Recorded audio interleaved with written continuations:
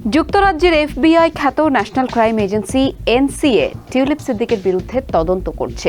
টিউলিপের বিরুদ্ধে তদন্তের অংশ হিসেবে এনসিএর গোয়েন্দারা বাংলাদেশের দুর্নীতি দমন কমিশন দুদকের সঙ্গে গোপনে বৈঠকের জন্য ঢাকা সফর করেছিলেন। ওই বৈঠকের পরই ব্রিটিশ কর্তৃপক্ষ এই সিদ্ধান্ত নিয়েছে। টিউলিপ যুক্তরাজ্যের সাবেক নগর ও দুর্নীতি বিরোধী মন্ত্রী এবং বাংলাদেশের ক্ষমতাচ্যুত প্রধানমন্ত্রী শেখ হাসিনার ভাগ্নি। ব্রিটিশ সংবাদ মাধ্যম ডেইলি মেইলের প্রতিবেদনে এইসব তথ্য দেয়া হয়েছে। ডেইলি মেইলের প্রতিবেদনে বলা হয়, টিউলিপ সিদ্দিকের বিরুদ্ধে একাধিক অভিযোগের মধ্যে উল্লেখযোগ্য একটি হলো তার খালা শেখ হাসিনা বাংলাদেশের প্রধানমন্ত্রী থাকাকালীন রাশিয়ার সঙ্গে একটি বিতর্কিত পারমাণবিক বিদ্যুৎ কেন্দ্র নির্মাণ চুক্তি করেছিলেন। সেই প্রকল্প থেকে টিউলিপ এবং তার পরিবারের সদস্যরা প্রায় $5 বিলিয়ন তছরূপ করেছেন বলে অভিযোগ আছে। এছাড়া টিউলিপের বিরুদ্ধে শেখ হাসিনার দল আওয়ামী লীগের সংশ্লিষ্টদের কাছ থেকে একাধিক আবাসন উপহার হিসেবে পেয়েছেন, যা তিনি সংশ্লিষ্ট ব্রিটিশ কর্তৃপক্ষের কাছে গোপন করে গিয়েছিলেন বলেও অভিযোগ রয়েছে।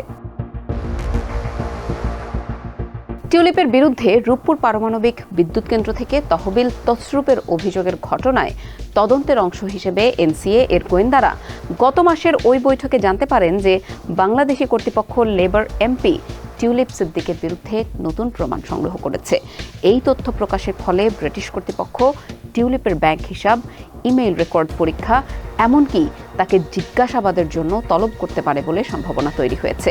সাবেক ট্রেজারি মন্ত্রী টিউলিপ সিদ্দিক এবং তার মা শেখ রেহানা এবং খালা শেখ হাসিনা সহ তার পরিবারের 4 সদস্যের বিরুদ্ধে রূপপুর পারমাণবিক বিদ্যুৎ কেন্দ্র প্রকল্প থেকে £3.9 বিলিয়ন বা প্রায় $5 বিলিয়ন আত্মসাৎ করার অভিযোগ উঠেছে। বিদ্যুৎ কেন্দ্রটি রাশিয়ার রাষ্ট্রায়ত্ত প্রতিষ্ঠান রোসাটম নির্মাণ করে এবং এর 90% অর্থায়ন করেছে রাশিয়াই।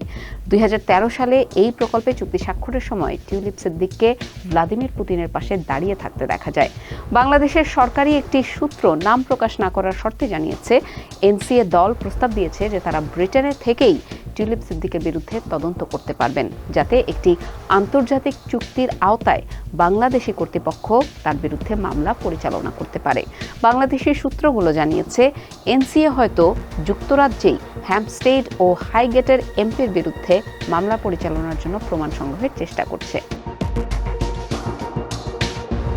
যদি কোনো ব্রিটিশ নাগরিক বিদেশে ঘুষ নিয়ে অর্থ গ্রহণ করে, তবে ব্রিটেনের 2010 সালের ব্রাইবেরি আইনের আওতায় যুক্তরাজ্যে তাদের বিচার হতে পারে এবং সর্বোচ্চ 10 বছর পর্যন্ত কারাদণ্ড হতে পারে। নাম প্রকাশে অনিচ্ছুক বাংলাদেশি কর্মকর্তারা জানিয়েছেন, এনসিএ ব্রিটিশ হাই কমিশনারের মাধ্যমে ওই বৈঠকের অনুরোধ করেছিল। বাংলাদেশে গত আগস্টে ছাত্র জনতার আন্দোলনের মুখে শেখ হাসিনা সরকারের পতনের পর 2 বার এনসিএর কর্মকর্তারা ঢাকা সফর করেছেন। এটি ছিল এনসিএর কর্মকর্তাদের দ্বিতীয় ঢাকা সফর। এনসিএ গত অক্টোবর প্রথমবার বাংলাদেশ সফর করে। সে সময় সংস্থাটি বাংলাদেশের নতুন অন্তর্বর্তী সরকারকে সাহায্যের প্রস্তাব দেয়, যাতে শেখ হাসিনার সহযোগীদের দ্বারা বিভিন্ন দেশে পাচার করা অর্থ পুনরুদ্ধার করা সম্ভব হয়। ওই বৈঠকে এনসিএর 3 সদস্য বিশিষ্ট দল বিশেষভাবে টিউলিপ সিদ্দিক সম্পর্কে প্রশ্ন তোলে। অভিযোগ রয়েছে, শেখ হাসিনার মন্ত্রিসভার সদস্যরা প্রতি বছর প্রায় £13 বিলিয়ন বিদেশে পাচার করতেন।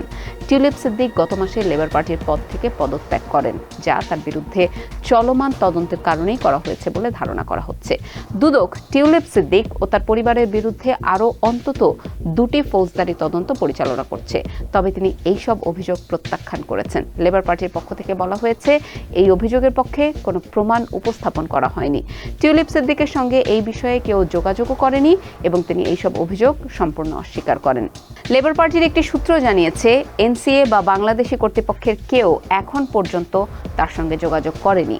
তবে এই বিষয়ে এনসিএ ও ব্রিটেনের স্বরাষ্ট্র মন্ত্রণালয় এই বিষয়ে কোনো মন্তব্য করতে অস্বীকৃতি জানিয়েছে। কয়েক সপ্তাহ আগেই ডেইলি মেল প্রকাশ করেছিল যে বিদ্যুৎ কেন্দ্র প্রকল্পের তদন্তের কারণে তিনি মন্ত্রী পদ ছেড়েছেন। এর কয়েকদিন পর জানা যায়, টিউলিপ সিদ্দিক লন্ডনের কিংস ক্রস এলাকায় 2টি বেডরুম বিশিষ্ট একটি ফ্ল্যাট উপহার হিসেবে পেয়েছেন, যা তার খালার ঘনিষ্ঠ এক বাংলাদেশি ব্রিটিশ আবাসন ব্যবসায়ীর সঙ্গে সংশ্লিষ্ট। এরপর ডেইলি মেল প্রকাশ করে 2022 সালে টিউলিপ সিদ্দিক এই ফ্ল্যাটের বিষয়ে ডেইলি মেলকে মিথ্যা তথ্য দিয়েছিলেন। সে সময় তিনি বলেছিলেন ফ্ল্যাটটি তার মা-বাবা কিনেছেন এবং তিনি আইনি পদক্ষেপ নেওয়ারও হুমকি দিয়েছিলেন। বাংলাদেশের দুর্নীতি দমন কমিশন টিউলিপ সিদ্দিক ও তার পরিবারের বিরুদ্ধে আরও অন্তত 2টি ফৌজদারি অপরাধের তদন্ত চালাচ্ছে, তবে তিনি এইসব অভিযোগ অস্বীকার করেছেন।